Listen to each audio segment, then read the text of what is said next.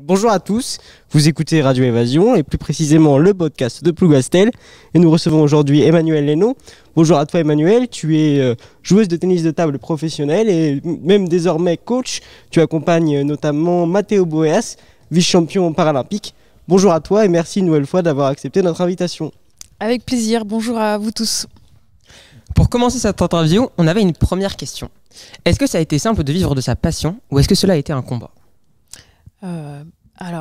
C'est une très bonne question. Non, c'est compliqué de vivre de sa passion, surtout pour les féminines. Après, quand on commence un sport, c'est pas forcément pour l'argent.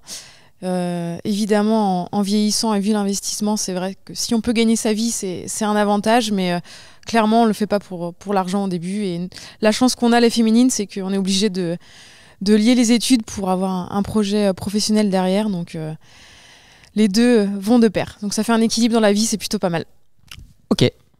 Et d'où est venue cette passion du ping-pong ? C'est familial. On avait une table à la maison. Mon père jouait, il nous a construit une table. Et pendant les repas du dimanche midi, on jouait avec notre tonton qui mettait des effets de ouf. Et mon parrain avait besoin d'un coéquipier. Et du coup, il a demandé à mon père. Et après, je l'ai suivi sur les entraînements. Et j'ai pas quitté ça depuis...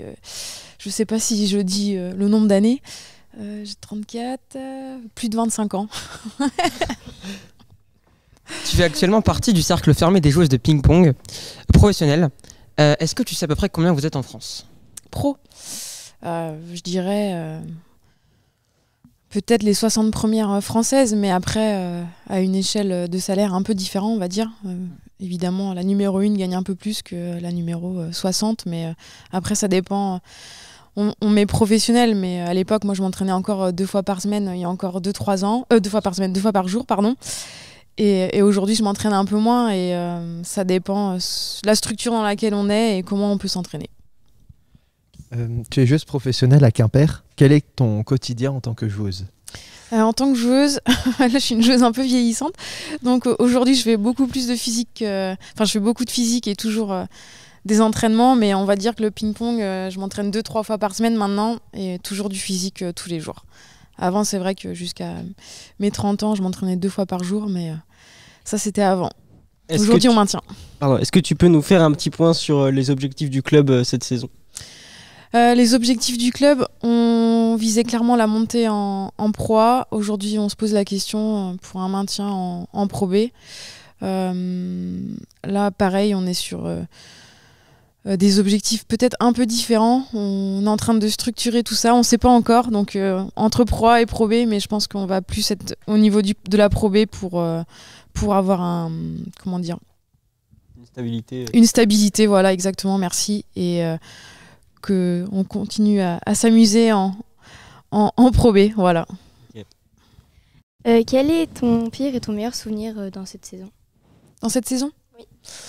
Alors c'est difficile parce que là on va dire qu'il y a quand même un sacré écart de niveau entre nous et les autres équipes.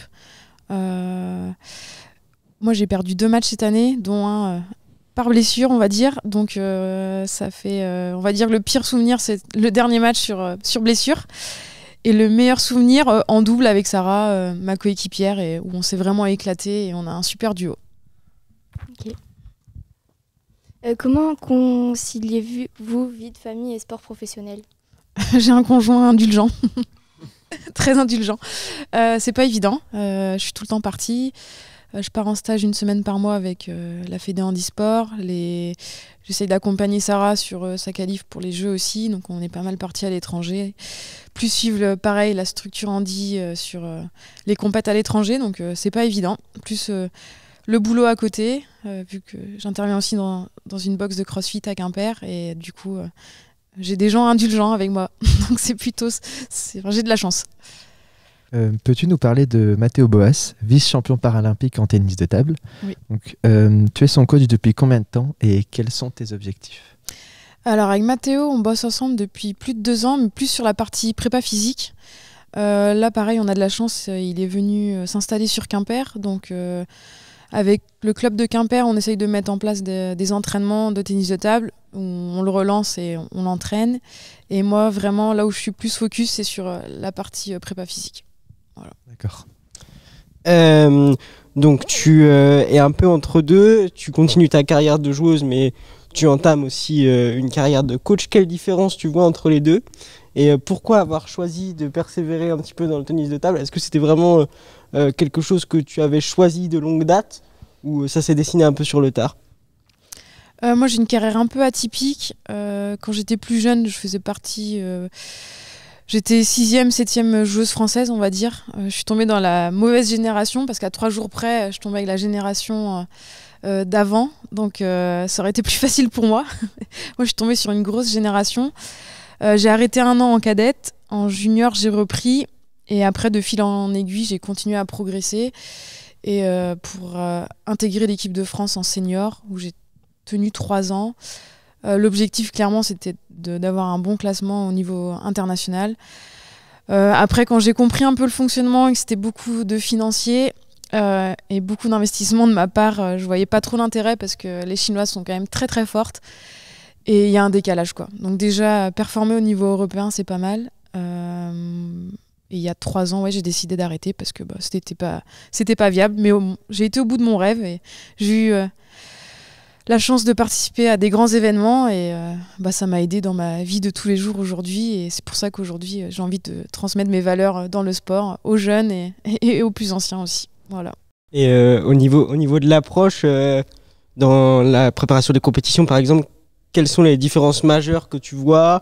Est-ce qu'il y a plus de stress, moins de pression? Comment est-ce que tu vois les choses maintenant que tu côtoies les deux un petit peu? Vu que j'ai pu participer à des grands événements, c'est vrai que sur l'approche des compétitions, je pense que je peux apporter pas mal aux athlètes. Sur le fait de relativiser, que la table, elle reste toujours pareille, la balle aussi, que l'environnement est toujours le même en fait, et que du coup, il se fasse pas toute une montagne d'un gros événement comme des championnats du monde ou tout ça, même si c'est super important, mais plus sur relativiser et que la Terre continue de tourner même si on performe pas. Et du coup, d'avoir cet équilibre-là, et je pense que c'est important.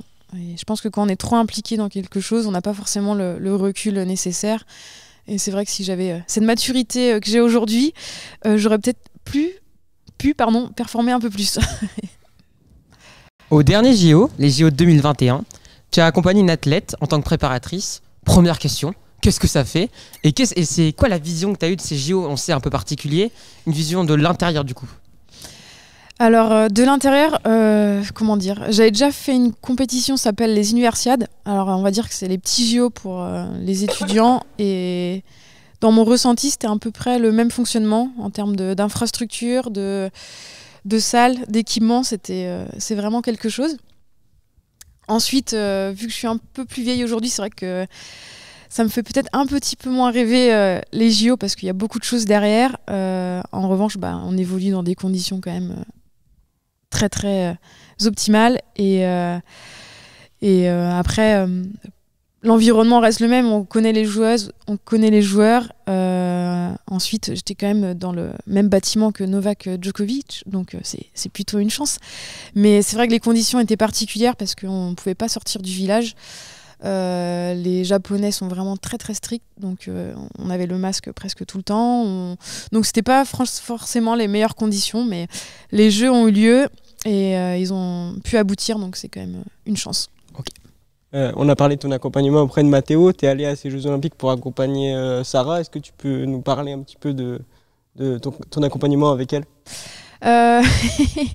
Alors l'accompagnement avec Sarah, ça s'est dessiné assez sur le tard.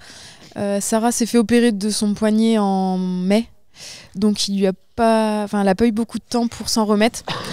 Donc malheureusement sur sa performance ça a été compliqué. Là aujourd'hui ça va faire plus d'1 an et franchement son niveau aujourd'hui il est vraiment... je retrouve la Sarah d'avant et là elle est en nationale en tout cas, elle joue vraiment très très bien. Donc sur le côté performance c'est vrai que c'était plus difficile, donc on a essayé de limiter la casse et essayer de présenter quelque chose de cohérent, mais c'était pas évident. Donc le bilan des Jeux reste malgré tout positif, malgré le contexte un peu particulier? Oui, c'est toujours une bonne expérience et ça relance pour Paris 2024. Justement, Paris 2024, est-ce que tu sais un petit peu, est-ce que tu te projettes et est-ce que tu vois un petit peu les conditions dans lesquelles ça pourrait se faire pour toi? Oui, tout à fait. il y a 2 volets sur le côté handisport où là je vais accompagner les athlètes un peu plus sur le coaching. Donc si tout se passe bien, je pense les accompagner sur la partie tennis de table pour Paris 2024. Et Sarah, on va retenter la qualification en valide pour Paris 2024 aussi. Donc ça fait 2 choses en même temps. Donc on va essayer de mener de front tout ça. L'ambition est là. Voilà, exactement. Et dernière question, est-ce que le tennis de table ne manque pas de médiatisation? Si, alors depuis pas mal d'années, ils ont grossi la balle, ils ont changé le matériel, ils essayent de ralentir le jeu au maximum. Sur les Pro Tours, ça rejoint un peu les 4 grands majeurs comme au tennis, les Open, les différents Open. Et là, c'est vrai que quand on voit la salle dans laquelle évoluent les joueurs, on dirait une super arena de gamers. Franchement, c'est un truc de dingue. Donc visuellement, c'est pas mal. En France, on manque toujours de médiatisation, clairement. Après, y a des clubs comme Nbon qui font vivre le tennis de table sur le territoire, donc c'est top. Nous, à Quimper, on essaye, mais dans une moindre mesure. Mais c'est vrai qu'on manque de visibilité, on va dire. Qu'est-ce qui manque concrètement pour attirer cette visibilité-là? Est-ce que c'est simplement un diffuseur ou est-ce que c'est quelque chose de plus global? Et toi, est-ce que tu verrais des solutions? Bonne question. Là, je sais que malheureusement, tout tourne autour de l'argent. Là, on a intégré un pari sportif, je crois. Donc, il y a des gens qui suivent un peu plus le tennis de table. Ce qui est fou, c'est que presque tout le monde a une table de ping-pong chez lui. Et en termes de suivi, on n'est pas trop... les spectateurs ne suivent pas trop, à part au JO, où on voit, je sais pas, 10 minutes par jour peut-être de tennis de table. Ensuite, il faut des personnes qui, au niveau français, aient des super résultats pour que le tennis de table sur le territoire existe. Là, on a toujours Simon Gauzy et Pritika Pavad, une jeune qui évolue vraiment bien. Donc, s'ils arrivent à rayonner à l'international, je pense qu'on aura plus de visibilité. Super, merci. Merci à vous. En tout cas, merci beaucoup Emmanuel Lénon pour votre présence, pour avoir accepté notre invitation, pour avoir été disponible et d'avoir répondu à toutes nos questions avec le maximum d'honnêteté. On vous remercie pour ça et on vous souhaite le meilleur pour la suite. Merci, à vous aussi. Merci.